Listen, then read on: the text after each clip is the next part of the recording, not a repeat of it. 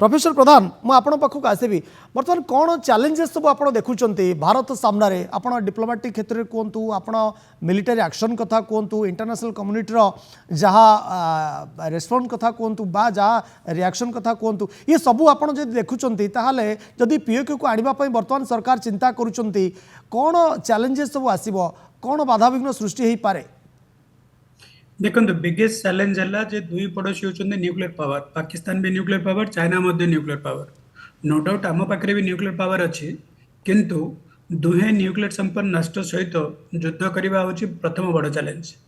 द्वितीय बड़ चैलेंज है टू फ्रंट वार बर्तमान जोड़ा थ्री फ्रंट वार होगा जाऊँगी जदि बांग्लादेश रे एमती चले माने बर्तमान तो आम केवल पाकिस्तान सहित युद्ध करुचु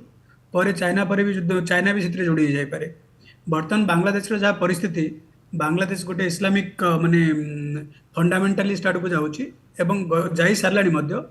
थ्री फ्रंट वार हो पारे। ये थ्री फ्रंट वार को जितवाई आमको जी मिलिटरी कैपेबिलिटी बढ़ाया को पड़ो सेटा बढ़ाया को हम तो मिलिटरी कैपेबिलिटी तार से बढ़ो ना। मिलिटरी कैपेबिलिटी आपको इकोनॉमिक स्ट्रेंथ दरकार जदि आपंकर इकोनॉमिक कैपेबिलिटी बढ़ला ऑटोमेटिक मिलिटरी कैपेबिलिटी बढ़ो जितेबाला आपंकर इकोनॉमिक कैपेबिलिटी बढ़ो देश भितर भी एक्सेप्टेंस रहिबो देश बाहर भी क्रेडिबिलिटी से दबदबाटा रहिबो भारतर आज्ञा इकोनॉमिकली कैपेबिलिटी बढ़िले भारतर दबदबा निश्चित भाव में इंटरनेशनल कम्युनिटी सामने रहिबो एपटे तो स्वाभाविक भाव में मिलिटरी कैपेबिलिटी बढ़िबो जहाद्वारा ये आउ टिके सहज हेबो भारत पई पीओके अख्तियार पई जो कथा आपण कहउछन ऑफकोर्स कारण देखो अर्थनीति हूँ वेक्टर ऑफ एवरीथिंग आपण पाखे जदि पैसा अच्छी दुनिया आपन को रिकॉग्नाइज करिवो। आज भारत अमेरिकार बंधु कहीं 10-20 वर्ष पूर्व नाला कौन पाई ना भारत इकोनॉमिकली डेवलप अच्छी। चाइना बर्तमान पाकिस्तान वार न्यूट्रल कौन पाई रहा कारण चाइनार ट्रेड भारत उपर निर्भर करुच्ची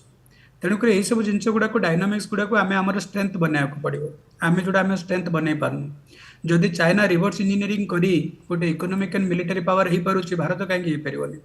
बर्तमान विश्वर बड़ बड़ इंडस्ट्री सब भारत मुहां विश्वर बड़ बड़ अर्थनीति सब भारत सहित भल संपर्क रखा चाहते जी जहाँ कहो पाकिस्तान जहाँ डिंडीम पिटू किंतु यह सत जे भारतर वर्तमान विश्व मुहूर्त आसी जाइए भारत विश्व दरबार रे गोटे वर्तमान से ही प्रकार पावर जहाँ को अणदेखा करा साइड लाइन करना सी वर्तमान पाकिस्तान भली गोटे न्यूक्लियर राष्ट्र को जो प्रकार मात देला एवं पूरा पृथ्वी को देखिए देला भारतीय अस्त्र शस्त्र रे पाकिस्तान रो गभीरता भीतर को जाकि जो प्रकार अटैक करिछि एइडा गोटे ता माने